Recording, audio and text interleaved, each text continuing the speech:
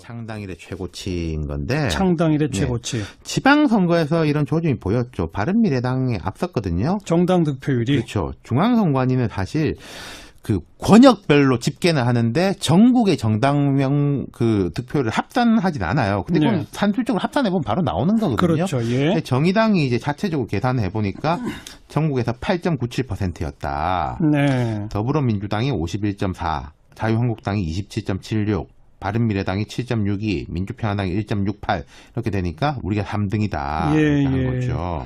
정의당 그리고 또 5주 연속 지지율도 상승. 그렇죠. 상승 요인이 뭘까요? 일단 보수층이 확 쪼그라들었죠. 진보 플러스 중도의 파이가 커졌는데 이게 좀 순차적인 게 보입니다. 뭐냐면요. 민주당이 지지율을 늘립니다. 중도층까지 등치를 키워요.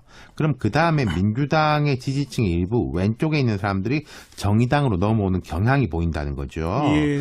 중도 내지 합리적 보수까지 민주당 지지세가 확장되고 그 다음 민주당 지지자들 중에 왼쪽이 정의당으로 넘어오는 이런 구조, 파이프라인이 형성되고 있다는 겁니다. 그 두 당 입장에서 보면 선순환 구조네요. 그렇죠. 지금 언론이나 정치권에서는 뭐 정의당에다가 민평당까지 범여권으로 분류를 하기도 하는데 그런 점에서 보면 이제 민주당, 정의당 사이에 이제 선순환 구조가 형성되고 있다. 네. 뭐 그렇게 볼 수 있는 거죠. 예. 당분간 1위 갈 가능성이 좀 더 높아 보이고 또 경제 사안 때문에 더 그럴 겁니다. 어떤 경제 사안이요? 자, 오늘 대통령하고 총리가 규제개혁, 즉 규제 완화가 제대로 안 되고 있다고 부처하고 공직사회를 질타했다 이런 보도가 있었고 민주당 원내지도부 정책위 의장이 오늘 대한상이 가가지고 규제 완화 적극적으로 하겠다 이랬거든요. 예. 자, 규제 완화에 대한 가치 판단과 별개로요. 이건 중도층, 나아가 보수층, 산업계 이런 쪽에 소구력이 있는 거 아니겠습니까? 산업계가 요구하는 거죠. 그렇죠. 정부 입장에서는 그쪽에 당연하게 신경을 써야 되는 것이고 예. 그리고 지금 최저임금 산입폭 확대 이번에 얼마 전에 됐죠. 거기다가 지금 최저임금위원회에서 최저임금 인상폭을 작년보단 줄일 것 같다 이런 이야기 솔솔 나옵니다. 속도 조절론. 그렇죠. 네. 정의당은 여기 각 세우지 않겠어요? 비판하죠. 예. 그럼 민주당 지지자들 중에 왼쪽은 내가 이제 크게 봐서는 문재인 정부 지지하지만은 이런 건 불만이다. 그렇죠. 라고 하면 거기 그 사람들이 어디로 가겠습니까? 정의당으로 가는 거죠. 그럼요. 이런 일들에 불만을 품는 사람들이 자유한국당에 갈 수는 없는 거거든요. 예. 이런 데 근거해서 정의당이 제1야당 교체합시다. 우리가 제1야당 되겠습니다. 막 그러는 거 아닙니까? 그렇죠. 아주 이제 장기적으로 보면은 뭐 예를 들어서 뭐 민주당이 진짜 보수, 정의당이 진보 이렇게 가자 이런 식의 생각들을 갖고 계신 분들이 많은데 그렇죠. 그까지 가는 거는 지금은 좀 성급해 보이고요. 정의당도 구조적 취약점이 있는 게 범여권으로 묶인다는 것 자체가 취약하다는 뜻이에요. 지금이야 뭐 민주당 지지자들이 뭐랄까 좀 포만감 같은 게 있지 않습니까, 사실은. 여유가 있죠. 예. 그러니까 이제 뭐 정의당에 대해 가지고 별로 각을 안 세우고 경쟁자로 안 보는 건데 지금 정의당의 구조나 이런 식의 아까 제가 선순환 구조라고 말씀드렸지만 이걸 나쁘게 표현하면 종속적 구조거든요. 그렇죠. 그럼 이제 민주당하고 이제 뭐 정당한 경쟁을 벌이기가 어렵다는 거죠. 예. 그 연장선인데 평시에는 지지율이 높다가 선거 때 되면은 민주당은 쫙 빠지는 실속은 또 민주당이 챙기는 그러니까 정당 지지하는 조사할 때는 뭐 난 좀 진보적이니까 정의당 했지만 그렇죠. 막상 총선 닥치면 아이고 밀어주고 그래도 더불어민주당 당선시켜야 돼. 뭐 이렇게 이런 구조적인 이게 강점이기도 한 취약점이 있는 건데 여기에 대해서는 좀 전략적 고민이 필요할 거예요. 예컨대 이번 지방선거에서 보면은 광역 기초의원 선거에서 총 37명밖에 배출을 못했습니다. 비례 빼고 직접 후보로 나서서 당선된 사람은 훨씬 작고 대부분이 비례죠. 네. 그리고 지역에서 당선된 분들은 거의 3인 선거구에서 당선이 됐어요. 맞아요. 예. 기억하실 텐데 지방선거 앞두고 각 지역 획정위에서 3, 4인으로 쫙 만들어놨는데 민주당, 자유한국당이 손잡고 2인, 3인으로 다 쪼갰거든요. 그렇죠. 네, 그때는 또 뭐 정의당 사정은 민주당이 안 봐줬다는 거죠. 근데 다가올 총선 국회의원은 여전히 지금 제도로 봐서는 소선거구제니까. 그럼요. 예. 제가 생각할 때 지금 정의당은 이제는 자유한국당이나 바른미래당도 마찬가지 심세가 됐는데 선거제도 개선 여론을 빨리 점화해야 될 겁니다. 오히려 민주당이 소극적으로 나올 수 있어요. 예. 시간 금방 가거든요. 하다 보면은 그냥 쭉쭉 시간 가가지고 21대 총선은 뭐 또 이대로 하자 이렇게 될 가능성도 충분하다는 겁니다. 예. 그렇다면은 지금 10%가 아니라 한번 15% 가더라도 비례대표는 조금 늘겠지만은 본질적으로 의석수를 늘릴 수가 없죠. 예. 지금 그 벽은 자유한국당이 아니라 어떻게 보면 민주당일 수 있는 겁니다. 그러니까 뭐 중대 선거구제가 됐건 아니면 연동형 비례대표가 됐건 예. 그런 제도 개선에 빨리 네, 그렇게 그렇죠. 되어 분위기 있고요. 좋을 때 빨리 창당한 지 이제 6년째 접어들고 있는데 네. 당으로서는 여론조사에서 두 자릿수는 처음 얻었습니다. 국민들께서 지난 지방선거를 이제 치르고 나서 저 정당을 좀 키워서 이제까지 자유한국당과 더불어민주당의 이 소모적인 대결 정치가 아니라 좀 더불어민주당 옆에 정의당이 제대로 좀 경쟁하는 그런 정치 체제로 가야 하는 것이 아닌가 이런 어떤 종잣돈 같은 것을 마련해 주신 거라고 생각하고 있고요. 앞으로 또 그런 바람에 잘 부응하는 예. 그런 정당이 돼야 되겠다 각오를 다지고 있습니다. 지난 대선에서도 사실은 정의당이 생각보다는 많은 표를 얻지 않았습니까? 네, 저희가 사실은 그 대선 직전까지 여론조사에서 두 자릿수까지 올라갔던 적이 있습니다. 그런데 막판에 그 홍준표 후보가 막 치고 나오는 그런 기류가 형성이 되면서 저희가 좀 기대했던 만큼은 아니었지만 그래도 또 6%대의 지지를 보내주셨습니다. 예. 대선 때 6% 지지, 지금 두 자릿수 지지. 뭐 과거 이제 뭐 민주당 시절에는 또 두 자릿수 국회의원도 한번 네, 한 적 있지 않습니까? 그렇습니다. 그럼 뭐 다음 총선의 목표라고 하면은 뭐 교섭단체? 예, 교섭단체뿐만 아니라 이제 자유한국당을 대체할 수 있는 강력한 대한야당이 되는 것이 저희들의 목표입니다. 예. 이번 지방선거는 만족하십니까, 성적? 제가 바깥에서는 굉장히 많이 좀 칭찬을 받았습니다. 예. 이제 정의당 좀 일을 할 만한 정당이다. 그래서 너희들 많이 찍어줬다. 이런 이제 칭찬들을 많이 하셨는데요. 또 내부적으로는 지역구에서 굉장히 실력을 쌓아왔던 많은 지역 후보들이 안타깝게 낙선한 후보들이 꽤 있었습니다. 그래서 또 그분들하고 같이 또 피눈물을 흘려야 되는 뭐 그런 양가 감정이 있었죠. 예. 정당 투표는 8.97%로 한국당이 어서 3위예요. 네. 예. 나름 선전했다 이렇게 평가될 것 같은데 아까 제가 말씀드렸던 뭐 원내 교섭단체 꾸린다고 하면 선거제도 개편이 좀 필요할 것 같은데. 네.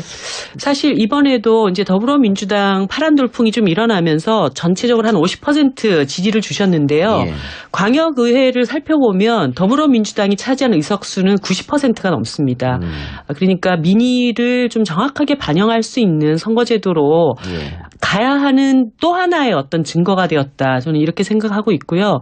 하반기 국회에서는 좀 이 문제에 대해서 정의당이 적극적으로 함께 논의하고 또 개선해 나갈 수 있는 방안들을 찾아보려고 합니다. 이거는 문재인 대통령도 그 후보 시절 그리고 이전의 당대표 시절부터 줄기차게 또 이야기해왔던 약속이기도 하기 때문에 충분히 좀 국회 안에서 합의를 이룰 수 있도록 노력해야 하지 않을까 생각합니다. 근데 뭐 민주당과 정의당이 합의한다고 하더라도 자유한국당이 또 거부하고 나서면은 쉽지 않잖아요. 자유한국당이나 뭐 다른 그 바른미래당이나 평화당의 경우에도 이젠 다당 제도를 현실적으로 수용할 수밖에 없지 않는가. 그런 상황에서 또 다당제에 맞는 선거제도 개혁에 대해서는 뭐 아주 완전한 공감대를 이뤘다고 보기는 어렵지만 조금씩 공감대를 만들어 가고 있기 때문에 그런 협조를 최대한 끌어내는 역할을 또 정의당이 할 수 있겠다 이런 생각도 갖고 있습니다. 선거제도 개편과 개헌 같이 논의해야 된다 뭐 이런 얘기도 있던데. 사실은 이제 그렇게 하려고 했죠. 예. 전반기 국회에서. 그런데 사실 그 시기를 지방선거 개헌으로 할 것이냐 말 것이냐 이 논의가 진행되면서 시기를 놓쳐버린 것이고요. 저는 지금도 개헌 문제를 포기할 수는 없다고 생각합니다. 이게 30년 만에 찾아온 촛불혁명이었고 예. 그 시민들의 삶의 변화를 좀 수용하는 그런 헌법이 만들어져야 된다고 생각하기 때문에 대통령의 그 개헌안을 국회에서 충분히 논의하지는 못했지만 이제는 국회가 그 책임을 좀 맡아서 논의를 또 다시 이어나가야 하지 않은가. 그것이 국회 책무가 아닌가 이런 생각합니다. 예. 정의대학에 대한 의견은 다 좋은 게 많네요, 지금. 그렇습니까? 실시간. 감사합니다. 최성한 의원님께서 정의당처럼 선거 유불리를 떠나서 꿋꿋하게 책무를 다하는 당은 드뭅니다. 장담빈님, 정의당이 더 커지면 좋겠어요. 꾸준히 응원하고 있습니다. 그 후반기 원구성 협상은 어떻게 되는 거죠? 아직 자유한국당이 원구성 협상을 할 주체가 자 형성이 안 돼 있고 그 내부 사정이 굉장히 복잡하신 것 같아요. 그래서 뭐 우리는 그런다 하더라도 얘기를 일단 시작해 가면서 또 그거는 집안 내부 사정이고 그렇죠. 국회 일은 우리가 해야죠. 세비를 받는 예. 국회의원들로서 이 일은 해야 되는 거 아니냐 예. 이렇게 하고 있는데 뭐 조만간 빨리 논의를 시작을 할 수밖에 없습니다. 왜냐하면 대법관 임명 문제가 또 걸려있기 때문에 예. 7월 달 안에 여러 가지 처리를 해야 되고 국회의장하고 부의장 정도는 선출을 해서 대법관 임명과 관련된 일이라도 빨리 처리하는 그런 절차를 밟아야 되는 상황입니다. 예. 그러니까 뭐 최소 재헌절 전에는 네. 상임위 구성이 돼야 되지 않겠나 이런 생각이 드는데 노회찬 원내대표가 야당이 법사위원장을 맡는다면 정의당도 법사위원장 맡을 수 있다. 네. 뭐 이런 얘기를 했었고요.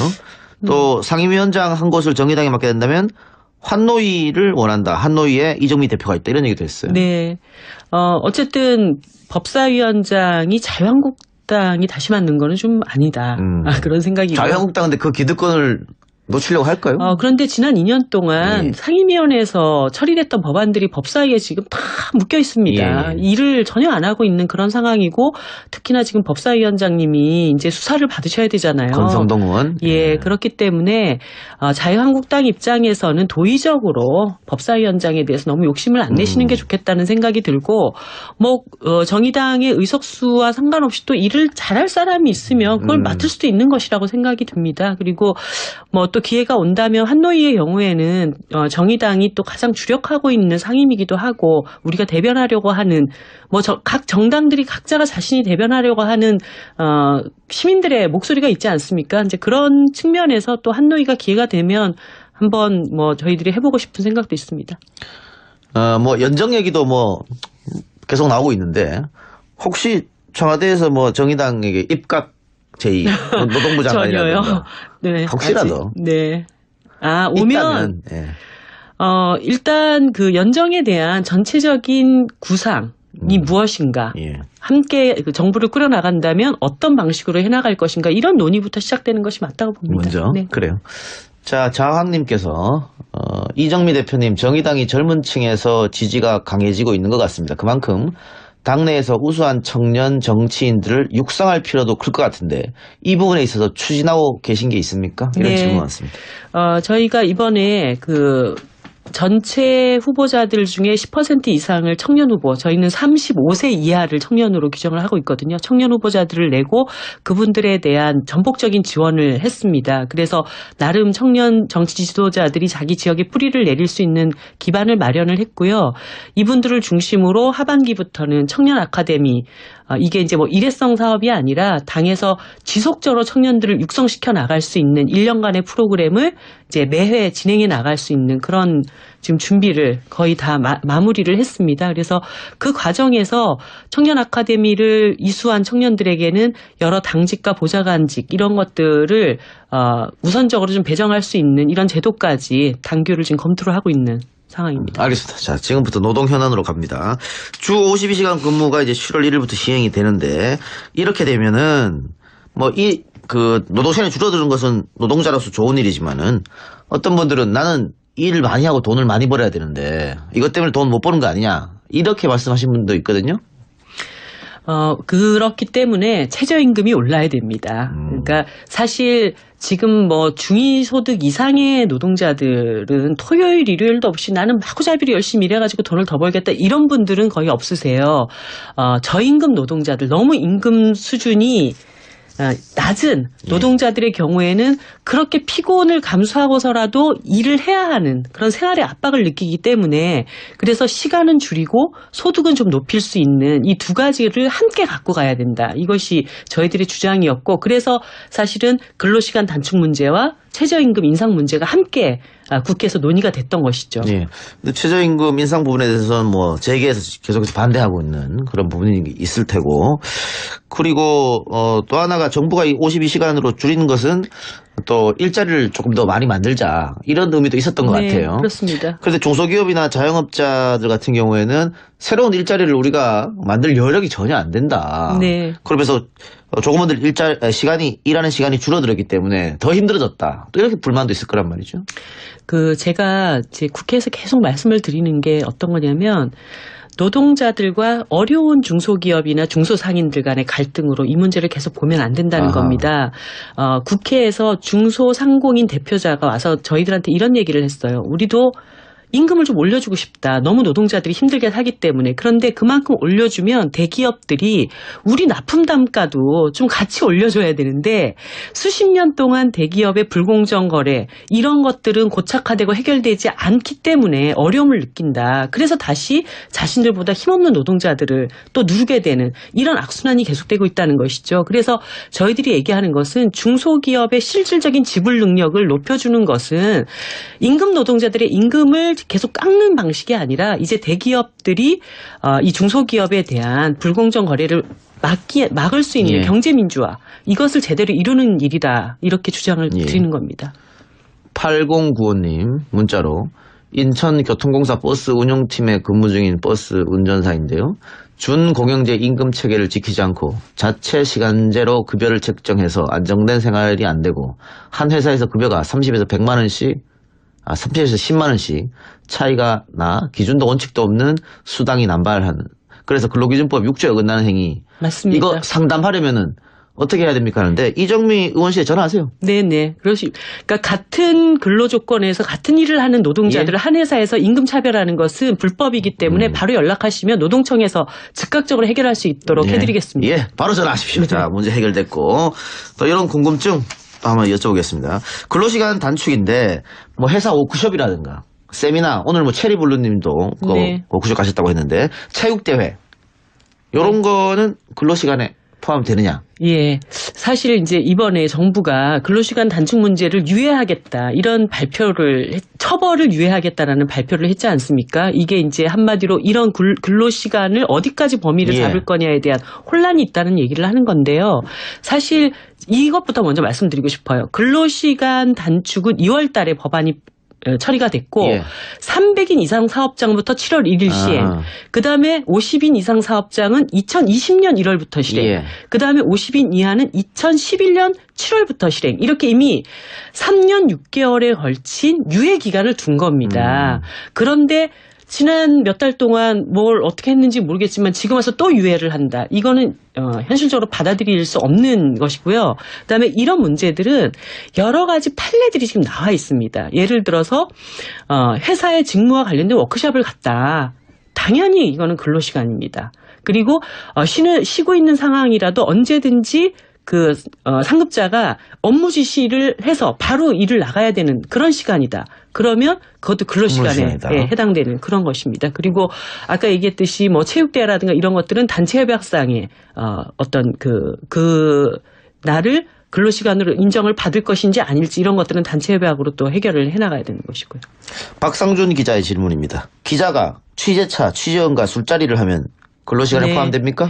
이게 지금 사실 저도 기자들을 굉장히 많이 만나는데 저한테 그런 민원이 엄청나게 쏟아집니다. 왜냐하면 점심밥을 먹거나 저녁을 먹을 때 그게 뭐 그 기자분들이 개인적으로 인간적으로 저를 좋아하는 분들이 몇 명은 있을지 모르겠지만 뭐 제가 보고 싶어서 왔겠어요. 다 일의 연장으로 만나는 것이기 때문에 저는 너무나 당연히 이 부분은 근로시간의 연장이라고 보고 있는데 몇몇 신문사에서 약간 이 문제를 지금 검토를 하고 있는 것으로 알고 있습니다. 그런데 이것도 제가 볼 때는 만약에 판결로 간다라고 하면 근로시간으로 인정받을 수 있지 않겠나? 이런 알겠습니다. 생각을 하고 있습니다. 7500번님, 택시기사입니다.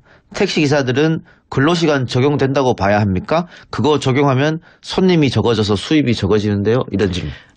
택시 노동자가 기업에 속해 있는 분들이 있고 개인 영업자가 있지 않습니까? 그런데 택시의 경우에는 근로시간 특례업종이라고 하는 것에 소속 포함이 되어 있다가 이번에 그것이 빠져나왔습니다. 그래서 택시도 일정하게 임금을 월급 수준을 보전해주는 방식으로 근로시간을 단축시키는 그런 방안들을 바로 만들어야 됩니다. 그래요. 개인 택시 말고 법인 택시는 산악금 문제가 항상 있으니까 말이죠. 그래요. 종교 관련해서 한번 또 질문 드려볼까요? 대표자나 상사가 업무에 관련된 간증을 하거나 홍보차 예배를 보러 가면 직원들이 어쩔 수 없이 따라가게 됩니다. 네. 이것도 근로시간에 포함됩니까? 저는 당연히 근로시간에 포함돼야 된다고 보고요. 더 나아가서는 종교의 자유를 박탈하는 그런 업무 지시는 부당한 근로 지시로 보고 있습니다. 예. 네. 근로시간 단축으로 소득이 줄면 퇴직금도 줄어듭니까? 당연히 퇴직금은 정산하는 그 과정에 이때까지 받았던 임금 수준이 포함되기 때문에 임금 수준이 줄면 퇴직금도 줄죠. 예. 하지만, 저희가 얘기하는 것은, 적정 시간, 적정 임금. 그러니까, 근로시간이 줄어서 임금이 다 깎이고 나빠지는 이런 방식이 아니라 예. 임금 수준도 적정하게 보장받으면서 근로시간이 줄어들 수 있는 이런 방안들을 강구해야 된다. 그렇게 말씀드리고 싶습니다. 알겠습니다. 어쨌든 제도가 좀 정착되려면 시간이 좀 필요할 것 같네요. 그렇죠.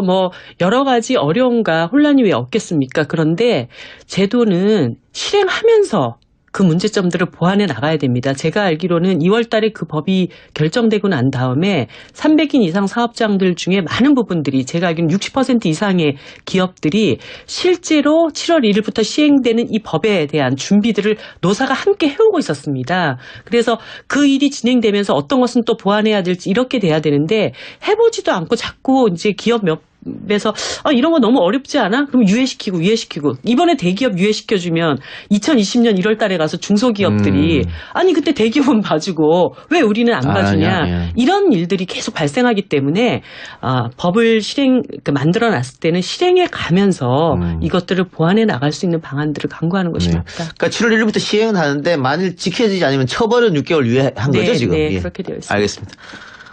오늘 예, 교섭단체뿐만 아니라 이제 자유한국당을 대체할 수 있는 강력한 대한야당이 되는 것이 저희들의 목표입니다. 예. 이번 지방선거는 만족하십니까 성적? 제가 바깥에서는 굉장히 많이 좀 칭찬을 받았습니다. 이제 예. 정의당 좀 일을 할 만한 정당이다. 그래서 너희들 많이 찍어줬다. 이런 이제 칭찬들을 많이 하셨는데요.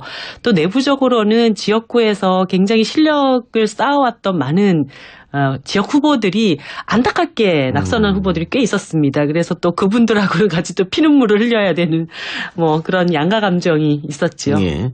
정당 투표는 8.97%로 한국당 이어서 3위예요. 네. 예. 나름 선전했다 이렇게 평가될 것 같은데 아까 제가 말씀드렸던 원내 교섭단체 꾸린다고 하면 선거제도 개편이 좀 필요할 것 같은데. 네. 사실 이번에도 이제 더불어민주당 파란 돌풍이 좀 일어나면서 전체적으로 한 50% 지지를 주셨는데요. 예. 광역의회를 살펴보면 더불어민주당이 차지하는 의석수는 90%가 넘습니다. 그러니까 민의를 좀 정확하게 반영할 수 있는 선거제도로 예. 가야 하는 또 하나의 어떤 증거가 되었다. 저는 이렇게 생각하고 있고요. 하반기 국회에서는 좀 이 문제에 대해서 정의당이 적극적으로 함께 논의하고 또 개선해 나갈 수 있는 방안들을 찾아보려고 합니다. 이거는 문재인 대통령도 그 후보 시절 그리고 이전에 당대표 시절부터 줄기차게 또 이야기해왔던 약속이기도 하기 때문에 충분히 좀 국회 안에서 합의를 이룰 수 있도록 노력해야 하지 않을까 예. 생각합니다. 근데 민주당과 정의당이 합의한다고 하더라도 자유한국당이 또 거부하고 나서면은 쉽지 않잖아요. 자유한국당이나 다른 그 바른미래당이나 평화당의 경우에도 이젠 다당 제도를 현실적으로 수용할 수밖에 없지 않는가. 그런 상황에서 또 다당제에 맞는 선거제도 개혁에 대해서는 아주 완전한 공감대를 이뤘다고 보기는 어렵지만 조금씩 공감대를 만들어 가고 있기 때문에 됐죠. 거기다가 지금 최저임금위원회에서 최저임금 인상폭을 작년보단 줄일 것 같다 이런 이야기 솔솔 나옵니다. 속도 조절론. 그렇죠. 네. 정의당은 여기 각 세우지 않겠어요? 비판하죠. 예. 그럼 민주당 지지자들 중에 왼쪽은 내가 이제 크게 봐서는 문재인 정부 지지하지만은 이런 건 불만이다. 그렇죠. 라고 하면 거기 그 사람들이 어디로 가겠습니까? 정의당으로 가는 거죠. 그럼요. 이런 일들에 불만을 품는 사람들이 자유한국당에 갈 수는 없는 거거든요. 예. 이런데 근거해서 정의당이 제1야당 교체합시다. 우리가 제1야당 되겠습니다. 그러는 거 아닙니까? 그렇죠. 아주 이제 장기적으로 보면은 예를 들어서 민주당이 진짜 보수, 정의당이 진보 이렇게 가자 이런 식의 생각들을 갖고 계신 분들이 많은데 그렇죠. 그까지 가는 거는 지금은 좀 성급해 보이고요. 정의당도 구조적 취약점이 있는 게 범여권으로 묶인다는 것 자체가 취약하다는 뜻이에요. 지금이야 뭐 민주당 지지자들이 뭐랄까 좀 포만감 같은 게 있지 않습니까, 사실은. 여유가 있죠. 예. 예. 그러니까 이제 뭐 정의당에 대해 가지고 별로 각을 안 세우고 경쟁자로 안 보는 건데 지금 정의당의 구조나 이런 식의 아까 제가 선순환 구조라고 말씀드렸지만 이걸 나쁘게 표현하면 종속적 구조거든요. 그렇죠. 그럼 이제 민주당하고 이제 뭐 정당한 경쟁을 벌이기가 어렵다는 거죠. 예. 그 연장선인데 평시에는 지지율이 높다가 선거 때 되면은 민주당은 쫙 빠지는 네. 실속은 또 민주당이 챙기는 그러니까 정당 지지하는 조사할 때는 뭐 난 좀 진보적이니까 정의당 했지만 그렇죠. 막상 총선 닥치면 아이고 다 밀어주고 그래도 더불어민주당 당선시켜야 그렇죠. 돼. 뭐 이렇게 이런 구조적인 이게 강점이기도 한 취약점이 있는 건데 여기에 대해서는 좀 전략적 고민이 필요할 거예요. 네. 예컨대 이번 지방선거에서 보면은 광역 기초의원 선거에서 총 37명밖에 배출을 못했습니다. 비례 빼고 직접 후보로 나서서 당선된다면 훨씬 작고, 대부분이 비례죠. 네. 그리고 지역에서 당선된 분들은 거의 3인 선거구에서 당선이 됐어요. 맞아요. 예. 기억하실 텐데 지방선거 앞두고 각 지역 획정위에서 3, 4인으로 쫙 만들어놨는데 민주당, 자유한국당이 손잡고 2인, 3인으로 다 그런 협조를 최대한 끌어내는 역할을 또 정의당이 할 수 있겠다 이런 생각도 갖고 있습니다. 선거제도 개편과 개헌 같이 논의해야 된다 뭐 이런 얘기도 있던데. 사실은 이제 그렇게 하려고 했죠. 예. 전반기 국회에서. 그런데 사실 그 시기를 지방선거 개헌으로 할 것이냐 말 것이냐 이 논의가 진행되면서 시기를 놓쳐버린 것이고요. 저는 지금도 개헌 문제를 포기할 수는 없다고 생각합니다. 이게 30년 만에 찾아온 촛불혁명이었고 예. 그 시민들의 삶의 변화를 좀 수용하는 그런 헌법이 만들어져야 된다고 생각하기 때문에 대통령의 그 개헌안을 국회에서 충분히 논의하지 못했지만 이제는 국회가 그 책임을 좀 맡아서 논의를 또 다시 이어나가야 하지 않은가. 그것이 국회 책무가 아닌가 이런 생각합니다. 예. 정의당에 대한 의견은 다 좋은 게 많네요, 지금. 그렇습니까? 실시간 감사합니다. 최성한 의원님께서 정의당처럼 선거 유불리를 떠나서 꿋꿋하게 책무를 다하는 당은 드뭅니다. 장담빈님, 정의당이 더 커지면 좋겠어요. 꾸준히 응원하고 있습니다. 그 후반기 원구성 협상은 어떻게 되는 거죠? 아직 자유한국당이 원구성 협상을 할 주체가 형성이 안 돼 있고 그 내부 사정이 굉장히 복잡하신 것 같아요. 그래서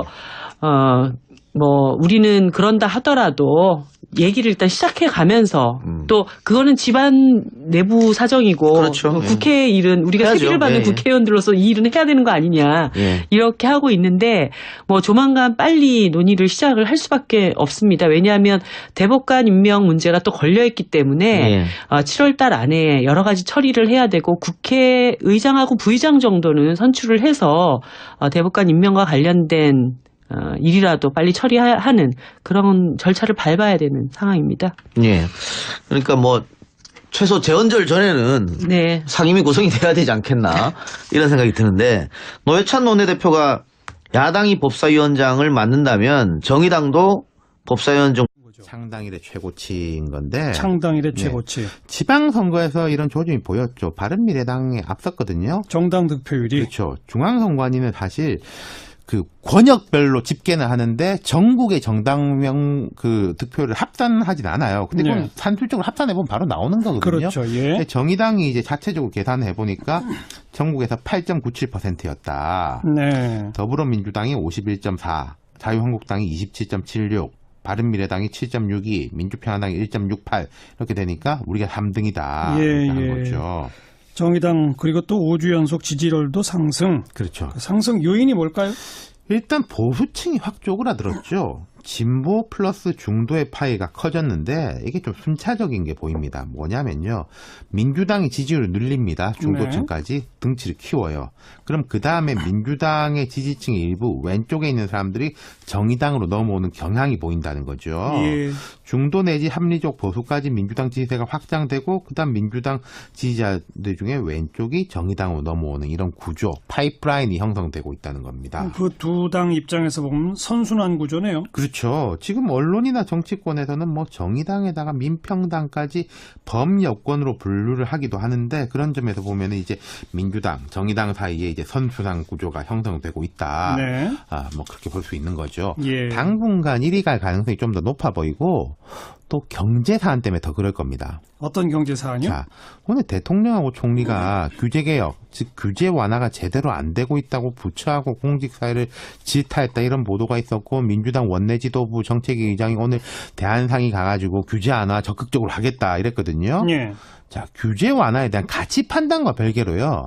이건 중도층, 나아가 보수층, 산업계 이런 쪽에 소구력이 있는 거 아니겠습니까? 산업계가 요구하는 거죠. 그렇죠. 정부 입장에서는 그쪽에 당연하게 신경을 써야 되는 것이고 예. 그리고 지금 최저임금 산입폭 확대 이번에 얼마 전에 쪼갰거든요. 그렇죠. 네, 그때는 또 뭐 정의당 사정은 민주당이 안 봐줬다는 거죠. 근데 다가올 총선 국회의원은 여전히 지금 제도로 봐서는 소선거구제니까. 단순히. 그럼요. 예. 그러니까 제가 생각할 때 지금 정의당은 이제는 자유한국당이나 바른미래당도 마찬가지 심대가 됐는데 선거제도 개선 여론을 빨리 점화해야 될 겁니다. 음흠. 오히려 민주당이 소극적으로 나올 수 있어요. 예. 시간 금방 가거든요.